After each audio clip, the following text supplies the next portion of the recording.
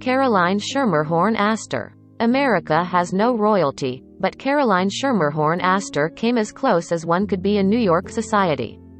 Ruling over the 400, Caroline, known to most as Mrs. Astor, dictated who was a part of acceptable society until her death in 1908. In short, if Mrs. Astor didn't like you, you would be ousted by high society. Not only is Mrs. Astor represented in the Gilded Age, played by Donna Murphy, but she also clearly inspired other characters in the new period piece. Namely, Christine Baranski's Agnes Van Ryn, who is a staunch protector of old money society and refuses to mingle with her new money neighbors. Much like Mrs. Astor, the fictional Mrs. Van Ryn has connections to the original Dutch settlers of NY, including the prominent Livingston family. Alva Vanderbilt. The Vanderbilt name is still prominent to this day.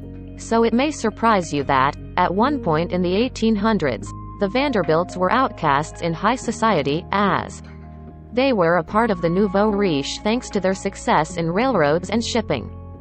So how did the Vanderbilts become one of the most important families in New York City? Well, Alva Erskine Smith married into the family. Using her husband's wealth, the new Mrs. Vanderbilt built prominent family homes in the city and in Newport, launched her own opera house and threw lavish balls. But she didn't just access New York's stuffy society.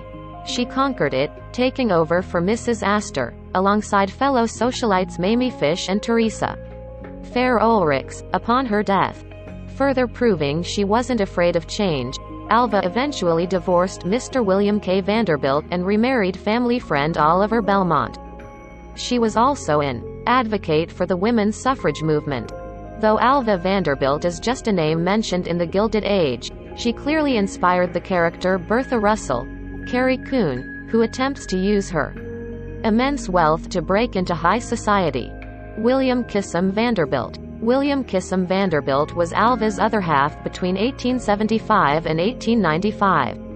An heir to the Vanderbilt Railroad fortune, Willie had an abundance of money and was unafraid to spend it on having a good time. Eventually, Willie's infidelity resulted in his divorce from Alva, in which she received a large settlement.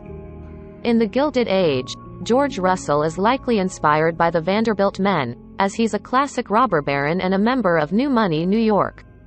Though, we hope he's not like Willie, as we're fans of powerhouse couple Mr. and Mrs. Russell and would hate to see them split. Consuelo Vanderbilt. Poor Consuelo Vanderbilt. All the sweet-natured socialite wanted to do was to make her mother happy and, in doing so, found herself in a loveless marriage to the 9th Duke of Marlborough. Alva was the matchmaker behind the arrangement, as connections to the British aristocracy secured their place in society forever. The marriage was doomed, with the pair divorcing in 1921.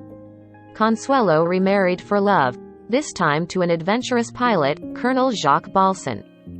We see similarities between Consuelo Vanderbilt and Gladys Russell, the innocent daughter of the social climbing Mrs. Russell on the Gilded Age. Ward McAllister. Ward McAllister was Mrs. Astor's right hand, as they were distantly related.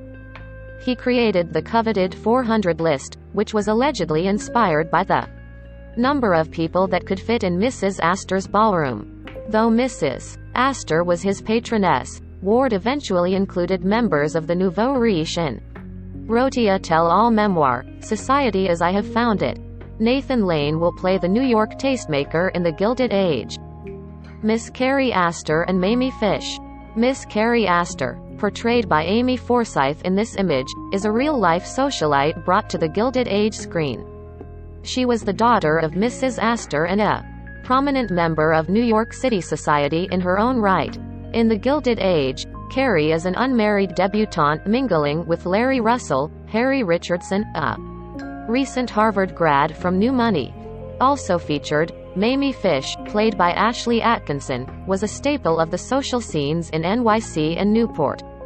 Apparently, Mrs. Fish liked to be styled as the fun maker of the 400.